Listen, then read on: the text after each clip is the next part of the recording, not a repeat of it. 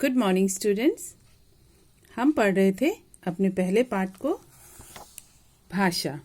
अब तक हमने जाना कि भाषा क्या होती है। भाषा क्या होती है?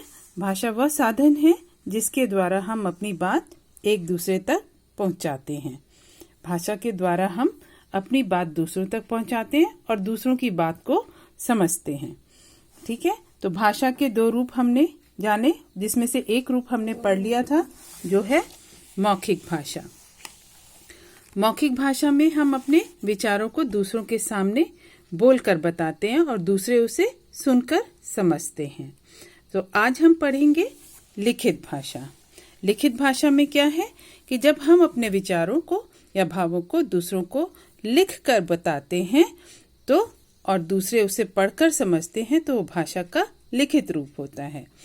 ठीक, जैसे न्यूज़पेपर आता है ना, न्यूज़पेपर पढ़ के आप देखते हो, अपनी बुक्स वगैरह वो भी आप पढ़ते हो, पढ़ के समझते हो क्या लिखा हुआ है, तो वो भाषा का लिखित रूप है।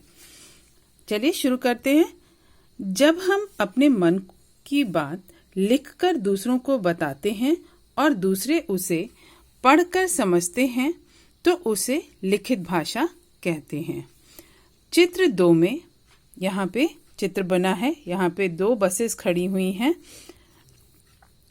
एक बस में के बाहर लिखा है ऑक्सफोर्ड स्कूल और दूसरे के बाहर लिखा है मॉडर्न स्कूल। तो यहाँ पर देखिए बच्चे जो है बसेस में अपने चढ़ रहे हैं, अपनी अपनी बस में चढ़ रहे हैं। और कैसे, ऐसे नहीं कि एक दूसरे की बस में चढ़ जा रहे हैं, अपने स्कूल का नाम यहाँ पर पढ़ ले रहे हैं, पढ़ के समझ जा रहे हैं ये इनके स्कूल की बस है, तो वो उसमें चढ़ जा रहे हैं। तो दूसरे चित्र में देखिए क्या है। चित्र 2 में 2 स्कूलों की बसें खड़ी हैं। बसों पर स्कूलों के नाम लिखकर बताया गया है कि कौन सी बस किस स्कूल की है। बच्चे स्कूल के नामों को पढ़कर समझकर अपनी अपनी बसों में चढ़ रहे हैं। तो यहाँ पर बच्चे अपनी अपनी बसों में स्कूल का नाम पढ़कर चढ़ रहे हैं। तो यहाँ पर क्या हुआ? ये भाषा का लिखित रूप हुआ। ठीक, अब करेंगे हम आगे भाषाएं।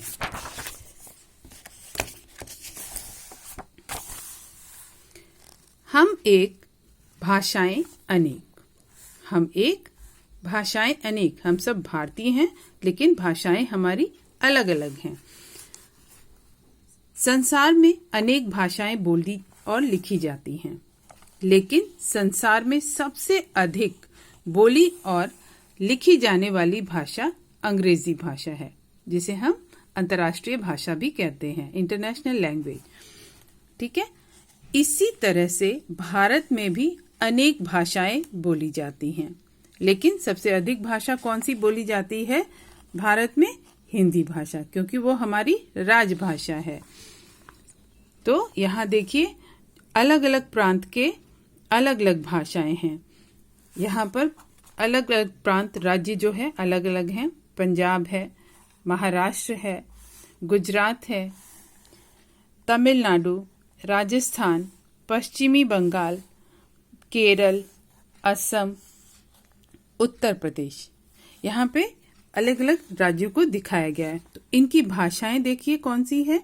पंजाब में पंजाबी बोली जाती है, महाराष्ट्र में मराठी बोली जाती है, गुजरात में गुजराती बोली जाती है, पश्चिमी बंगाल में बांग्ला, राजस्थान में राजस्थानी बोली जाती है, तमिलनाडु में तमिल भाषा बोली जाती है, केरल में मलयालम भाषा बोली जाती है, असम में असमिया और उत्तर प्रदेश में हिंदी बोली जाती है।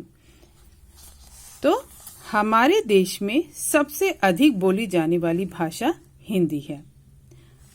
हमारे देश में अलग अलग भाषाएं तो हैं, लेकिन सबसे ज्यादा कौन सी भाषा बोली जाती है? हिंदी भाषा बोली जाती है।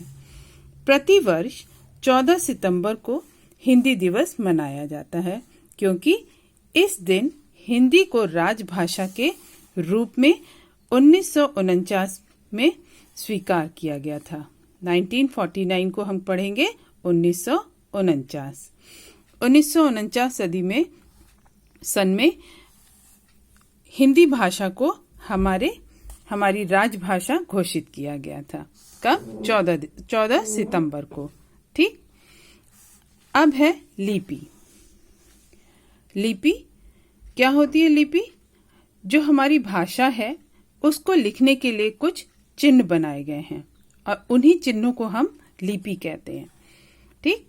हर भाषा अलग अलग तरीके से लिखी जाती है। भाषा को लिखने के लिए कुछ चिन्हों का प्रयोग होता है, उन चिन्हों को लिपि कहते हैं।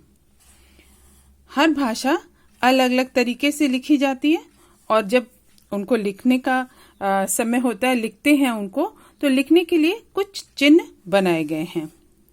ठीक है, उन्हीं चिन्हों को हम लिपि कहते हैं। हिंदी भाषा की लिपि देवनागरी है।